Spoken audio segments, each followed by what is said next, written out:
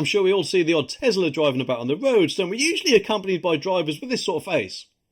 Saying things like, "Oh, do you know I can travel 30 miles for 5p? Well, unfortunately, for them that is, they might not be too smug for long, because apparently Tesla has recalled 2 million cars to fix a major safety flaw, which, let's face it, would wipe the smile off their face faster than a guy who found out their blind date was someone like Gemma Collins or something, because the article says that Tesla has recalled more than 2 million cars after it had found to have a serious safety defect. A top US auto safety regulator said that its autopilot system, cruise control which steers, does not do enough to prevent misuse and needs to be fixed immediately. Apparently that is because the driving system's function is inadequate for keeping drivers engaged and could lead to foreseeable misuse, an investigation has found. And that comes apparently after the National Highway Traffic Safety Administration, the NHTSA, has spent years examining potential defects in Elon Musk's Tesla vehicles. Well, hang on a minute, if they've spent years of it, then shouldn't something like this happen sooner? And yes, I know they need to do all the tests, but the thing is, you'd thought they'd do some sort of interim recommendation or recall or whatever, wouldn't you? And whilst admittedly it does seem quite futuristic for cars to drive themselves, they do have to be safe, don't they? That is surely common sense, isn't it? So it just makes me wonder what other thing they'll do to make sure drivers are actually paying attention to the roads. Maybe they might take a leaf out of a company called Aura's book. They had made something called the Aura Funky Cat or Aura GMO3 or whatever it is called now, which actually has a little camera pointing at your face, which detects apparently if you're paying attention to the road. And whilst admittedly that is more safer than not, at the end of the day that does lead to some sort of privacy concern. So I personally wouldn't like the thought of that either. But that's not it, because the latest safety woes apparently come after thousands of Tesla cars were recalled earlier this year because of issues with their seatbelts. Seatbelts! I mean, they should have been on cars for about 40 or 50 years by now, haven't they? So if they can't do that right with some of them, it seems, then what hope have we got with this? Either way, though, this does need to be fixed sooner rather than later. Now, of course, with Christmas fast approaching, we're all running out there trying to buy our presents, or going on Amazon, but that might not be such a great idea if this article is anything to go by, because it says that an Amazon driver was caught red-handed stealing a man's package from his garden on CCTV, which I don't know about you, is just absolutely disgraceful, and just shows why delivery drivers need to stop chucking things over our fences or leaving them in a safe place when, honestly, they're not safe a lot of the times and just can be taken by anyone who just comes through to knock on your door. Just have a look at this video.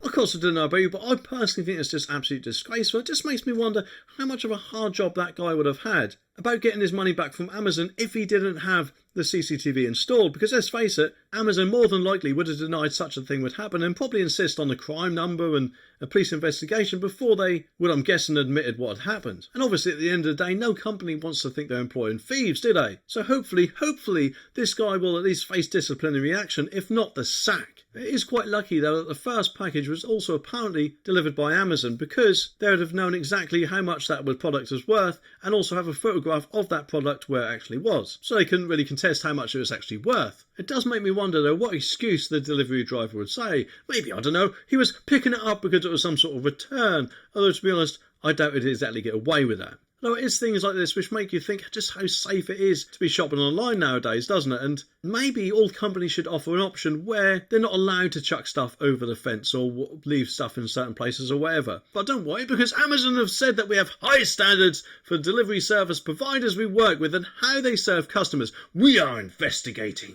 Ooh, brings chills to your bones, doesn't it? Either way, I don't know about you, but I personally will be looking at my windows like that whenever I've got a delivery due. Well, hands up, who likes chicken? Well, good. But unfortunately, it might not be too good for Asda, because apparently, according to this article, a mum of two claimed that she is waiting a refund from Asda because she has slammed the company because she found live worms crawling in her roast chicken. Wait for this, after they'd already eaten it, which basically is a bit gross, isn't it? You'd like to think that they would have spotted something like that when cutting into it, wouldn't you, really? But anyway, the article says that Vanessa Lucas Smith was left gut-wrenchingly sick after making the gruesome discovery inside the budget supermarket. Succulent, extra tasty, small whole chicken in a bag.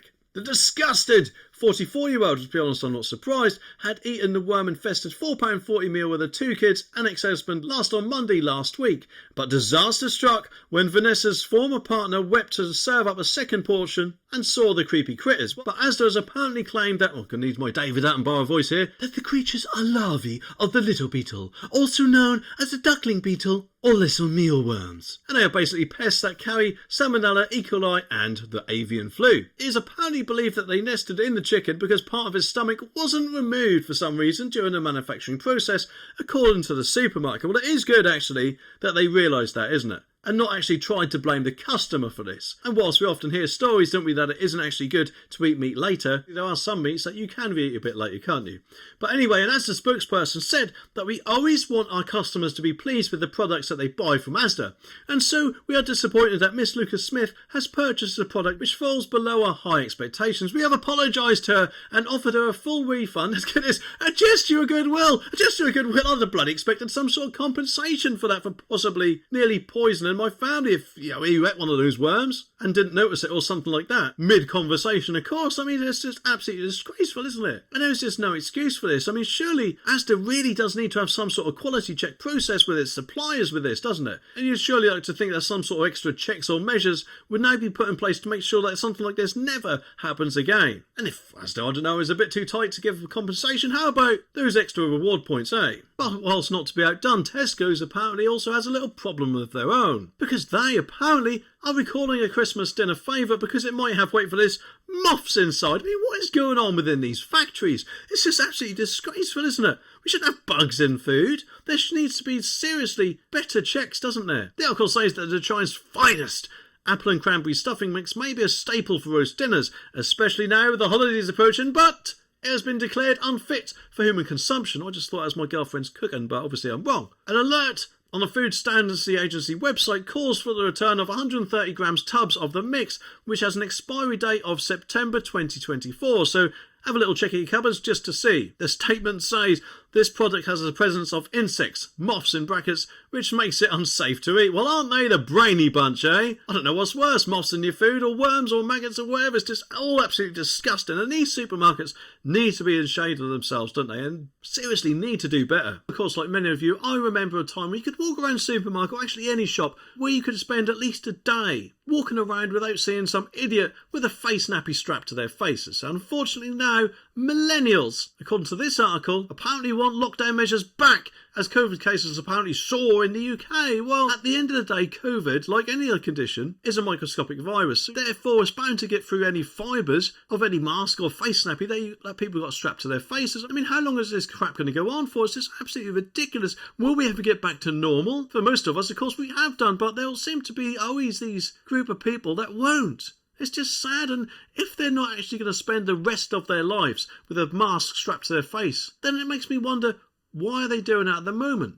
But no doubt, of course, this will just play into Labour's hands, because from what I remember, and obviously I could be wrong, but from what I remember, they seem to be egging the government on for more and more restrictions. Obviously, when we didn't know about the virus, that wasn't too bad, but once we did, and once the latest mutations of it came out and were deemed less risky, then they appeared to still want the government to lock down, didn't they? But anyway, the new survey has revealed that younger generations of Britain support the closure of nightclubs as COVID cases spike across the UK, and the findings from apparently something called More in Common revealed 33% of millennials, those born between 1981 and 1996, hang on a minute, I was born between 1981 and 1996, and I certainly don't support this at all. But then again, of course, I might be part of the 66% who might have a few more brain cells. But anyway, apparently comes after the Zoe Health study reported 97,904 symptomatic COVID cases across the UK on 6th of December.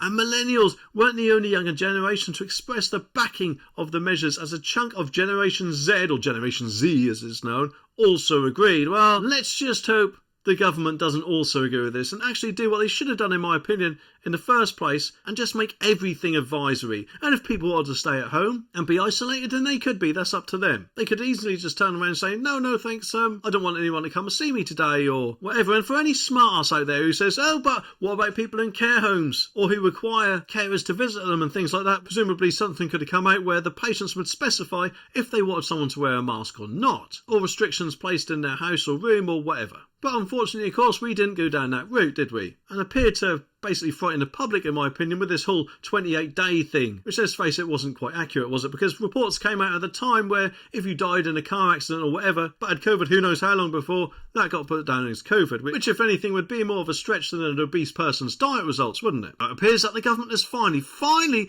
run a giant set of kahunas. No, they're not getting rid of Rishi or anything like that, but they are apparently saying no. But no to what? Well, apparently they're saying no to train drivers who are apparently striking over pay, and they are saying that they're apparently not getting a penny more, according to this article. The government will apparently not throw any more money at train drivers, Transport Secretary Mark Harper has said, and there was more than a week of disruption across Britain's railways earlier this month due to strikes and a ban on overtime by train drivers union ASLEF. And the pay dispute lasted more than a year. Asked about the progress of the negotiations, Mr Harper told LBC there was an offer on the table. It would take an average salary of a train driver from an average of £60,000 for a 35-hour 4-day week to just under 65 for that 35-hour 4-day week, which, to be honest, an extra £5,000 a year just for doing your job as normal should be perfectly suitable and acceptable to anyone, shouldn't it? I'd love my boss to give me £5,000 extra for doing my normal job. And yes, I know we've got a cost of living crisis going on, but let's face it,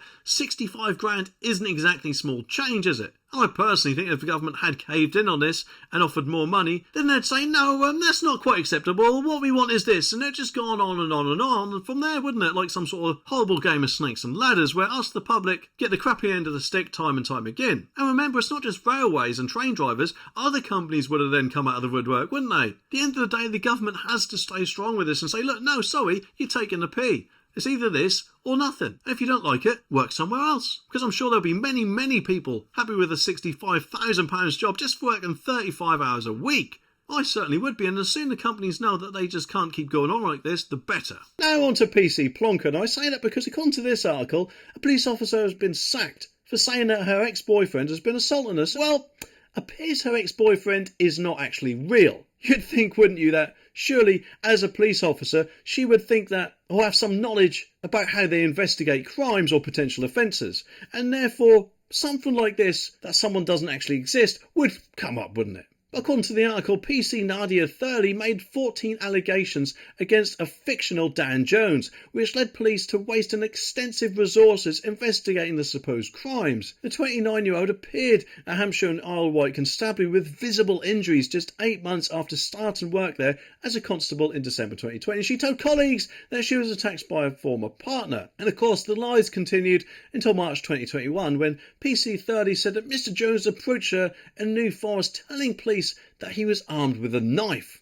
But officers attending the scene noted that she did not have any mud or debris on her clothing despite extremely boggy and muddy conditions. And in the hopes of catching Mr Jones, an operations team installed covert CCTV in PC Thurley's home in Marchwood near Southampton. And this is how the web of lies was finally uncovered. And because she was unaware of these cameras, she reported 2 further incidents in July 2021, which, to be honest, makes me wonder why she even done it. I mean, surely she would know that as a police officer that they may do those things. And also, wasting police time is not such a great idea, is it? But less than a month later, PC Thurley was arrested and charged with 2 counts of perverting the course of justice for the 2 incidents in July.